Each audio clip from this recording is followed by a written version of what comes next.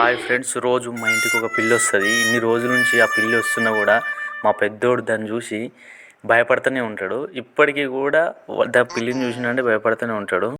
కానీ మా చిన్నోడు అసలు పిల్లికి ఇంత కూడా భయపడకుండా దాంతో మంచిగా ఆటలాడుకుంటా, పిల్లి వచ్చిందని చెప్పి మేము పాలు పోసినాము, దాని దగ్గర వాడిని ఇడిచిపెట్టేసినాము. దాంతో ఆడుకుంటూ దాన్ని పట్టుకొని నవ్వుకుంటూ మస్తు ఎంజాయ్ చేస్తుండు. చాలా ఆనందంగా ఫీల్ అవుతున్నాడు.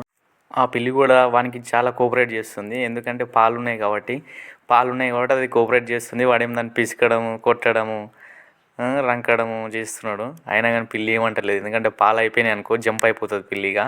పాలు ఉన్నంతసేపు వాడిని కోఆపరేట్ చేస్తుంది. వాడు ఏం చేసినా ఏమనకుండా సైలెంట్గా ఉంటుంది. ఎందుకంటే రోజు వచ్చే పిల్లే కదా, కాబట్టి వానికి ఏం కూడా అనదు.